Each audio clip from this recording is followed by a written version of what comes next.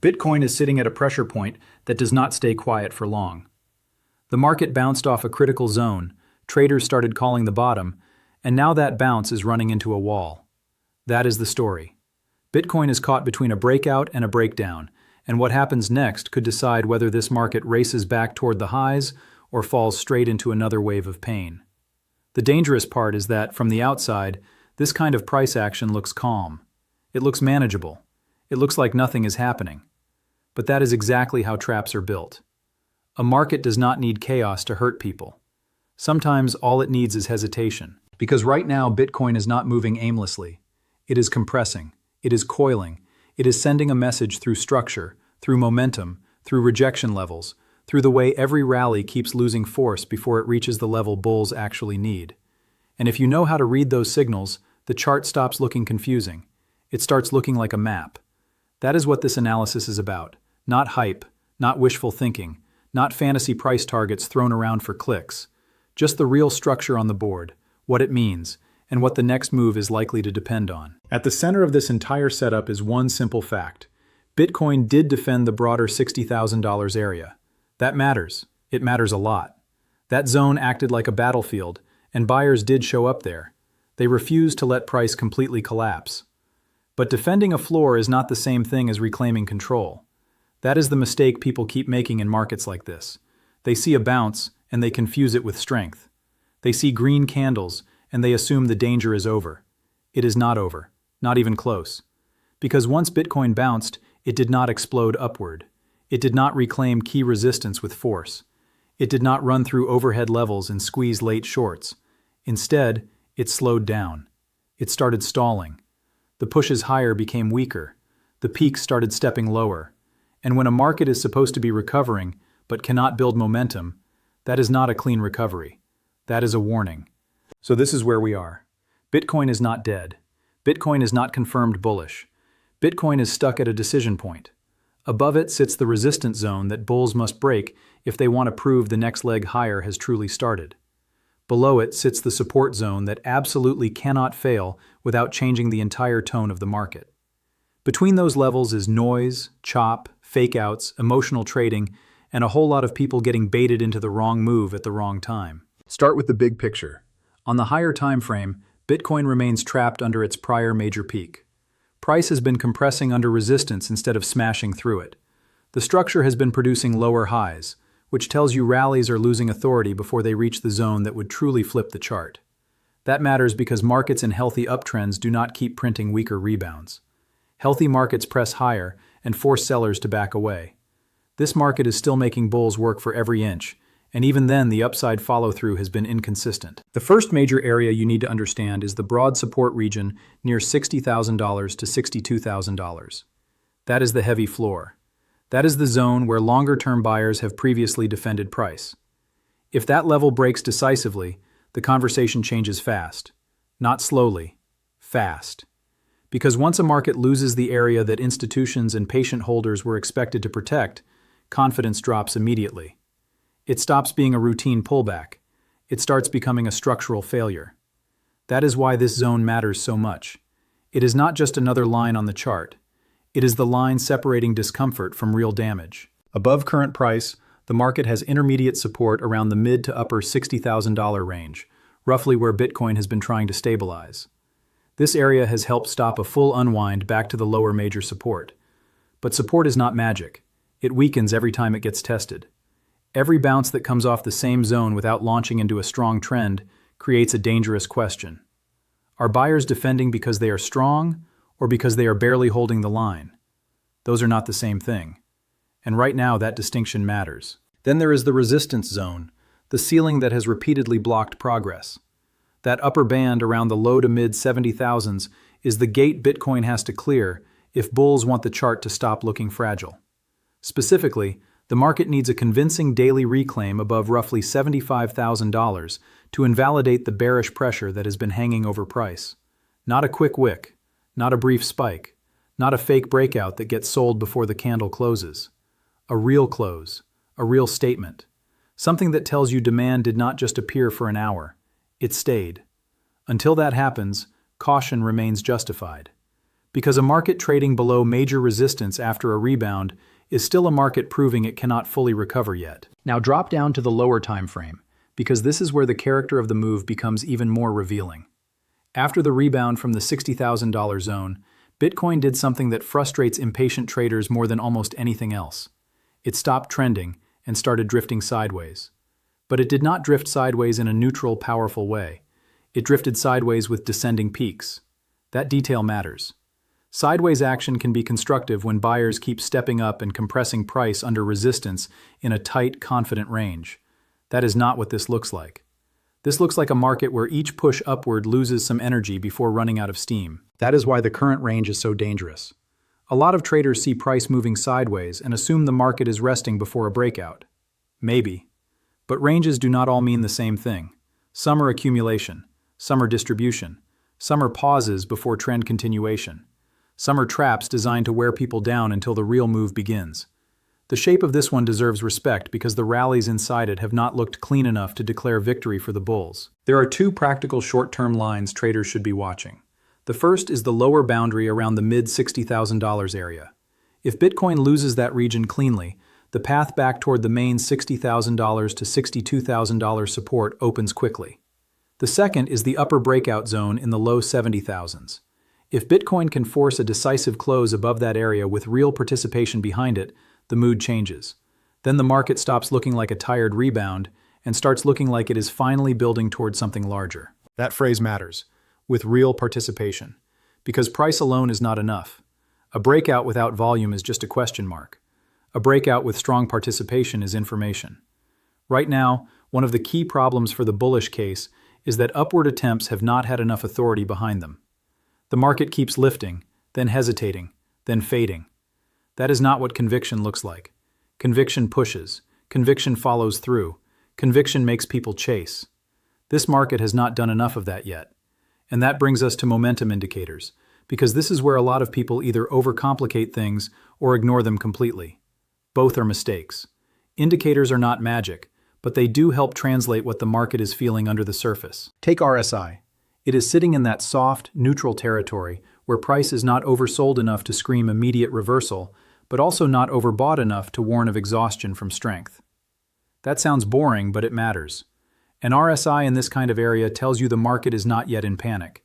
It also tells you bulls cannot lean on the classic oversold bounce argument.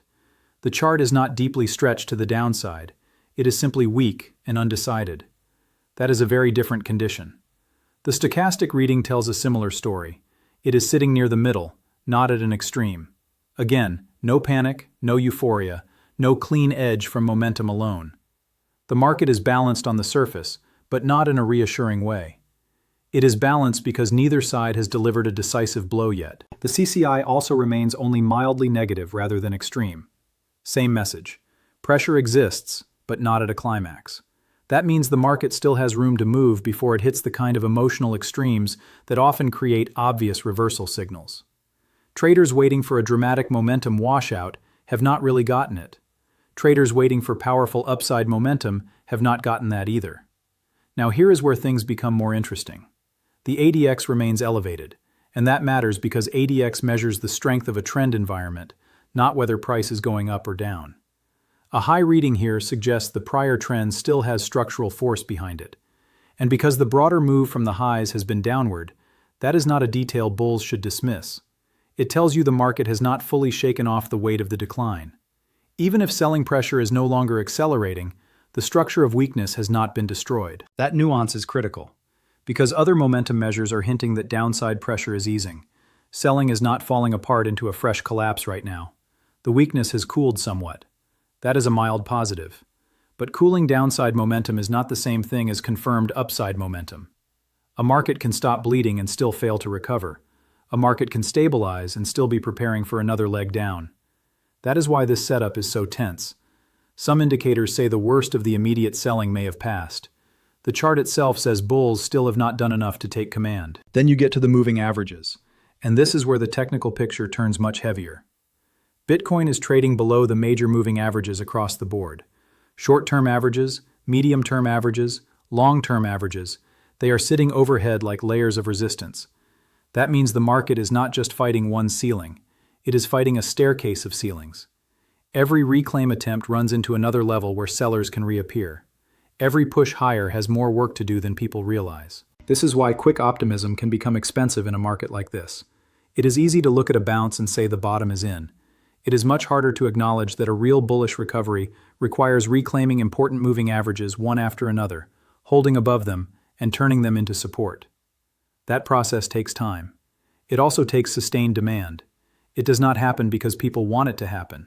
It happens because the market proves it can absorb supply and keep climbing anyway. So when you put the structure, the momentum readings, and the moving averages together, the message becomes clearer. Bitcoin is trying to stabilize, but the chart is not yet in a clean bullish posture. It is healing maybe, but it is healing under pressure. It is pausing under resistance.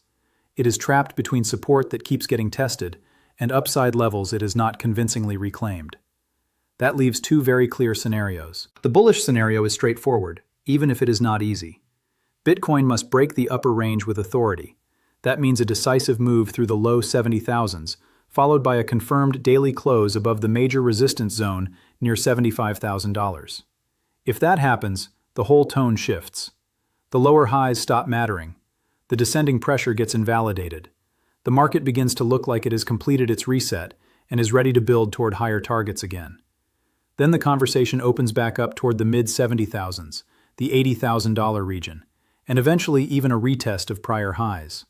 That scenario is real. It is absolutely on the table, but it is conditional. It has not happened yet. The bearish scenario is just as clear. If Bitcoin loses the mid-$60,000 zone decisively, the current stabilization phase likely ends. Then the chart points right back toward the major $60,000 to $62,000 support corridor. And if that floor gets hit again, the market faces a serious test. Because support that gets tested multiple times becomes more fragile. That is not fear-mongering. That is market structure. Every defense consumes energy. Every rebound that fails to create trend strength invites another attack. If the floor cracks, the correction likely deepens, and the people who kept calling every pause a bottom will suddenly understand how dangerous false stability can be. And here is the harder question most people avoid because it is uncomfortable. What if this entire sideways phase is not preparation for a breakout? What if it is distribution?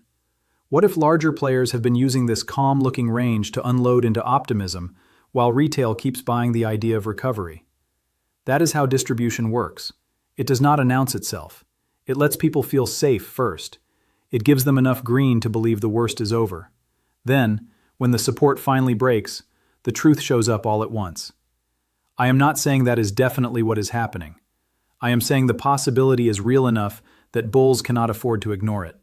Lower highs, weaker rallies, fading enthusiasm on upward pushes, and a failure to reclaim major moving averages are exactly the kinds of details that make this question impossible to dismiss. So what is the most likely near-term outcome? More compression, more frustration, more back-and-forth movement between the key lower support and the upper resistance. More people getting baited by every minor move because they are desperate for certainty before the market has actually delivered it. In the immediate short term, range-bound behavior remains the highest probability environment unless one of the trigger levels gives way. But range-bound does not mean harmless. A coiling market is a loaded spring. The longer it compresses, the more violent the eventual move tends to be. That is why this moment matters. The market is not boring. It is storing energy. So if you want the simplest possible roadmap, it is this. Watch the upper breakout zone and watch the lower breakdown zone. If Bitcoin reclaims the low 70,000s with strength and then confirms above the broader resistance band, bulls finally have something real to work with. If Bitcoin loses the mid-$60,000 area, the downside risk expands fast, and the pressure returns to the main support floor. Above one line, the structure begins to repair.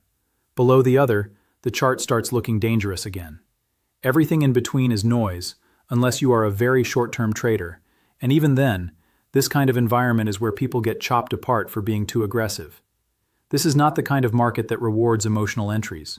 It rewards patience, confirmation, and discipline. The market does not owe anybody a clean signal on demand. Your job is not to predict every candle. Your job is to wait until the chart gives you something you can actually trust. And that is the real takeaway here.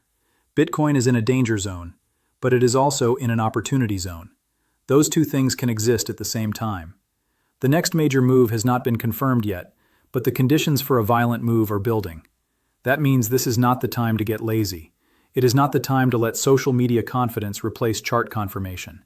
It is not the time to confuse hope with evidence. Right now, the market is testing people. It is testing the patience of bulls, the conviction of bears, and the discipline of anyone trying to trade the range before it resolves. The breakout will come. The breakdown could come instead.